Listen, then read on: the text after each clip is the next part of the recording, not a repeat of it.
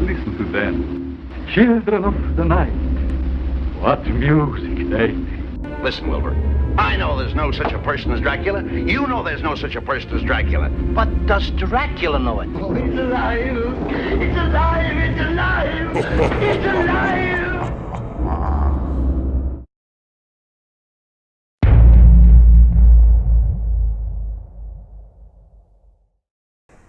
Hey, welcome to another episode of JokerPool Podcast. I'm Heads Will Be Rolling Howell, your co-host, and this is... And I'm the co-host that's here to tell you, don't lose your head. Jed. Alright. We nailed that. Alright, let's move on. Alright, yeah, so because it's almost Halloween, we decided to do an episode about one of the most intense ghost figures ever, and he's an American one, the Headless Horseman. Not to mention he's one of the oldest, too. Yeah, he's freaking old. So everyone probably has heard of the Washington Irving legend, but fun fact, he wasn't the original person to come up with the story. It was a German folktale is where it started. So... I didn't know this. I'm learning this myself. Yeah, I'm doing this from the Haunted Mysteries and Legends Be Afraid magazine. Oh yeah, I better show him that. See that? Okay. So it says, the Headless Horseman legend, and let's see. So Washington Irving's is the most famous rendition of it. It's often mistaken as the source of the character, but it's not. The origin is actually unclear, though similar German folktales such as Wild Huntsman circulated several decades before Irving penned his version. Some retellings have him with the pumpkin head going around, some have him with his actual head. Which is the most disturbing part for me. Well, that wouldn't make any sense. He's supposed to be looking for his head. Yeah. Whatever, Germans get drunk. Alright, well... do you think we should edit that out? No, we shouldn't. Let's just leave it in. Anyway, this magazine actually goes into part of the story that I haven't heard of before. So, it talks about that during the Battle of the White Plains on October 28th, 1776 is the day he lost his head. He was a German Hessian, which, they were kind of like the... They were like mercenaries working for the British government, weren't they? Yes, the British hired them to fight battles and etc. So anyway, he was the poor schmuck that got his head knocked off by the cannonball. We all know that. Anyway, well, that'd be a terrible way to go out. Kind of quick though, depending. I mean, if you're pretty close. If you watch The Patriot, Oh yeah, they did show that.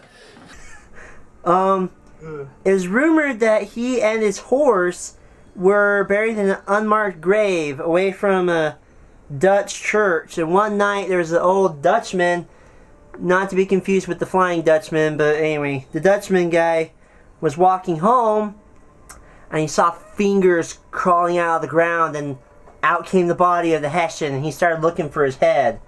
And ever since then, people went looking for him to see if it was true, and not everyone came back. And some only came back just with stories of meeting him. Yeah, it's supposed to be around Merritt Hill. I guess that's where the battle was. Something like that. He keeps going back there to trying to find his head. Yeah, and as we all know, poor Ichabod Crane, the school teacher, doesn't believe the stories and walks home one All Hallows Eve night, which is the same night the dude supposedly crawled out of his grave. All Hallows Eve, isn't that Halloween? Yes, that's same day, Halloween. That's what a great day! What a great day to go for a walk. Especially through creepy woods, right? Through creepy woods with a laughing ghost with a sword. If you're out in the dark in the middle of nowhere during Halloween, it's your own dang fault if a monster gets you. I'm sorry, but alright, well, that's pretty much the gist of the story. I mean, Ichabod goes missing, and the pumpkin may or may not get thrown at his head. And his body was never found. Yep.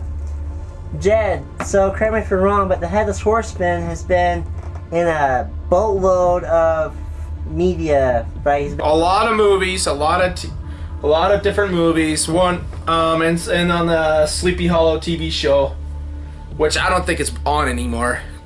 I think it got canceled, but like the third season, they got rid of the Horsemen. Yeah, but there was the first few episodes were probably my favorite, especially when this detective is talking to this guy who they're bringing in for questioning. They're like, "Tell me your name," and he just looks at the lady straight in the face, says, "My name is Ichabod Crane," and I'm like, "Oh shoot!"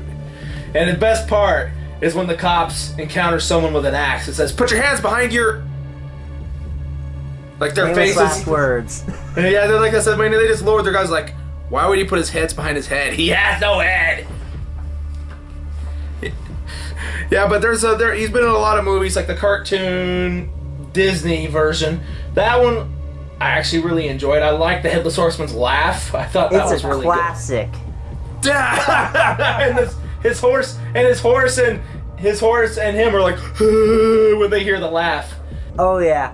Fun fact, the Teen Titans Go episode, a Halloween one, repurposed the laugh for the Spirit of Halloween character. He has his exact same laugh, but that's cool. Cartoon's a classic. Bing Crosby, it's awesome. Go see it if you haven't. Yeah, and there's also this low-budget sci-fi channel movie simply called Headless Horseman.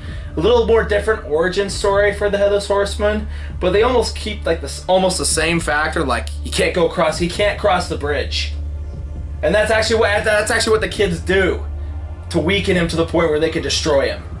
Because they have this magical sword. It's like this. He actually had to hook out like a chain around him. He actually got his head back, and it was like his head grew back with every victim. It was different. He needed 7 heads to unleash the underworld.